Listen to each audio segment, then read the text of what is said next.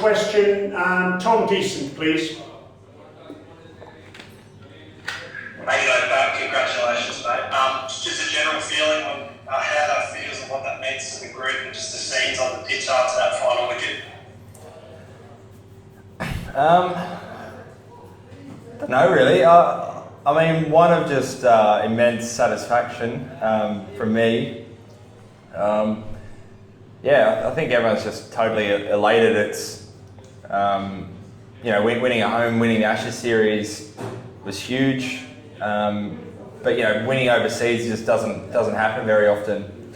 It's been a real toil for the last, you know, even 25, 30 days really. The tour to come over here. We knew it was going to be totally different to, I guess, normal life in Australia, different conditions, and yeah, to come away with a series win is just hugely satisfying.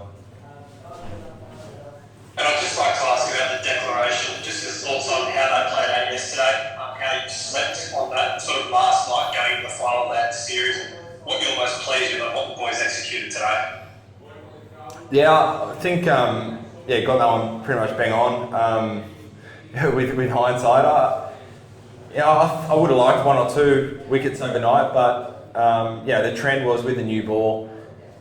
The first 30 overs or 40 overs is tough to take wickets, especially top order wickets, and then after that, once the ball softens, starts to reverse. The run rate kind of slows right down. So I knew them going at close to 3 and over for over 100 overs, that they were going to have to bat exceptionally well. Mel Farrell, please. Thanks, Brian. Hey, Pat. Just a bit further on that, can you, I guess, express, it must have been complete faith in yourself and the other bowlers to actually take those wickets. Can you describe that for us, you know, how strong that faith was in you to make that declaration? And also just, I guess, bigger picture, if you look on it as Operation Subcontinent, how important a step is this for you, and how does it set you up, I think, for the upcoming tournaments? Yeah, I think that's one of the things. We won in the Ashes, but to be really tested overseas, the amount of confidence we'll get out of winning over here, not just as a team, but so many individuals. You know, every individual had their moment and has shown that their game stands up to Asian conditions. So it's huge for Sri Lanka later in the year, India next year.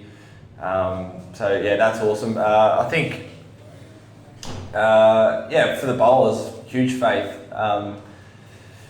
Quick bowlers probably surprisingly had a bigger role in this match than we perhaps thought.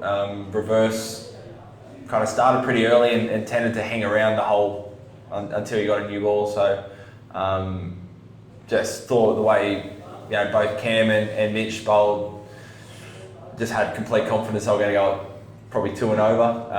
And then Nathan Lyon, he's just bowling fantastic. It's as well as I've seen him bowl, I think. Just huge. He just parked himself up one end and goes at 2 runs and over. Feels like he's creating wicket chance the whole time. So had huge confidence overnight. Andrew Ramsey, please. Thanks, Brian. Hi, Pat, and congrats. Probably a bit early for reflections, but get your first tour to the subcontinent. Is there an obvious thing that stands out that you need to kind of look at or work on before you head to Sri Lanka for the next one, apart from maybe some crash DRS lectures or something? Yeah, probably need to get a little bit better at them. I don't think anything obvious. It's probably potentially not as spinning conditions here as we might get in Sri Lanka, but I think in the past, Asian tours that I've been on, there's a lot of talk leaving when we leave Australia that we've got to change everything about our game to succeed over here. I think this is a good lesson that the basics of batting or bowling that make you a good player in Australia can hold up over here. So if anything, I think it's reaffirmed that our games will hold up. Bharat Sundaresan, please. Thanks, Brian. You spoke about having to play the long game to win in the subcontinent. So can you just talk about how difficult it was to stay patient? Like you didn't really over-attack at any point today, just kind of, all of you stuck to your plans and back yourself? Yeah, we kind of, Andrew McDonald and myself have been kind of saying that a lot, that it's a 15-day test match. It's so back-to-back type, but I didn't expect it to go right down to the last session on the 15th day. I think it's one of those ones where you want to try and speed up the game, you want to try and create things and make things happen, but if there's nothing in the pitch, if the ball's soft, you can't just magic things out of thin air. So you've got to take your medicine at times. I think you saw that in the first test match.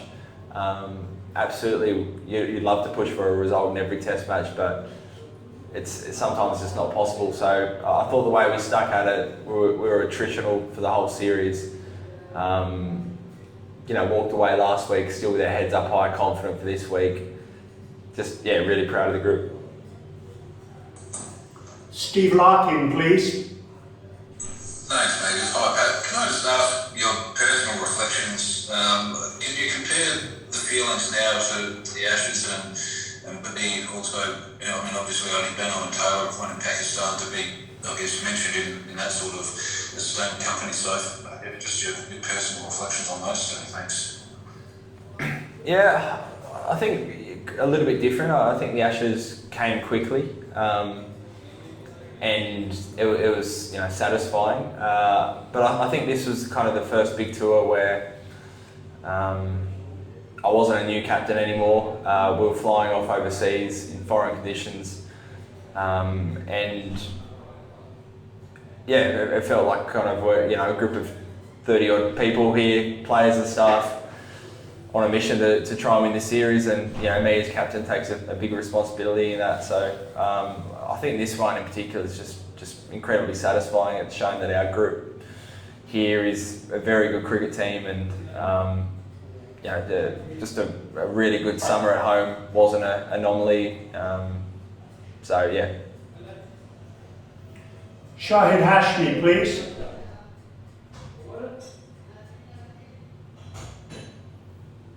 Shahid, are you there?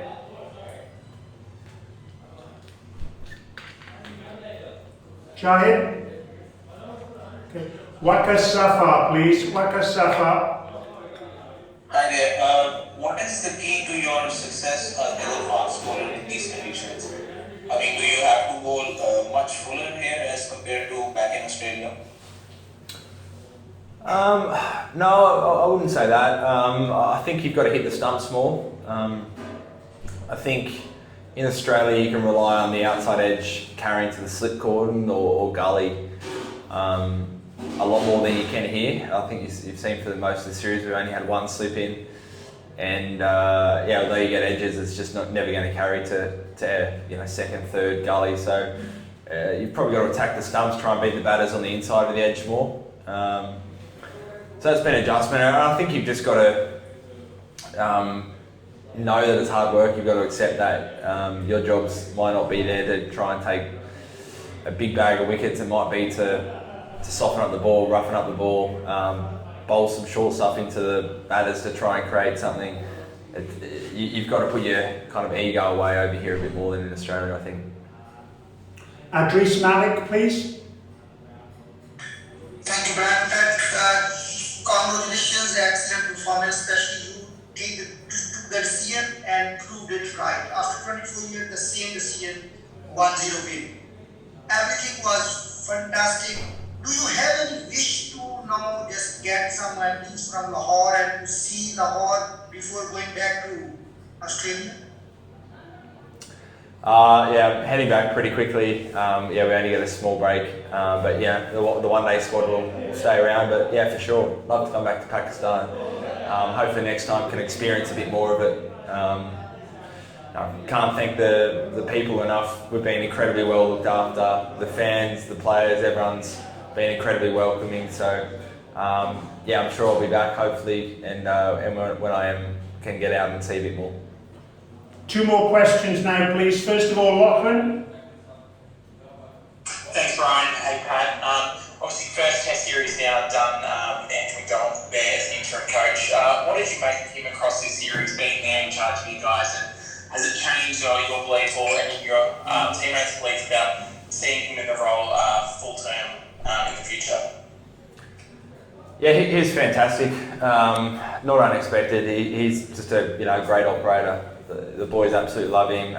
Very diligent, very thorough. Strategic, very organised. So he's a huge part of this tour win.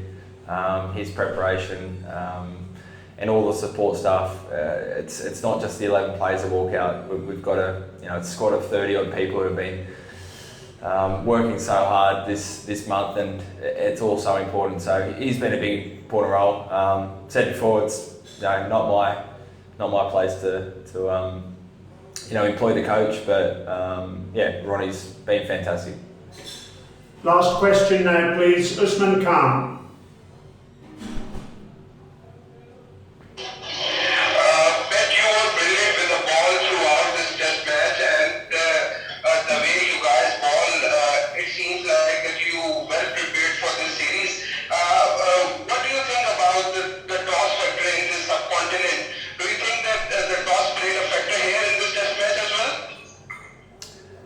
Yeah, I don't think it's everything, but I think it is important. I think what the toss does, it gives you an opportunity to get ahead of the game, and on wickets that don't offer too much early on in the test match.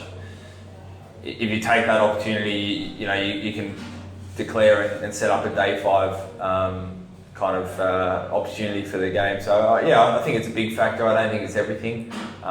Even Rawalpindi, we lost the toss, but I felt like if we batted a little bit better, we could have got a first innings lead and really given ourselves a chance to win that test match if the wicket did break up. Okay everyone, thank you very much indeed, and look forward to seeing you in the white ball series. Thank you. Thank you.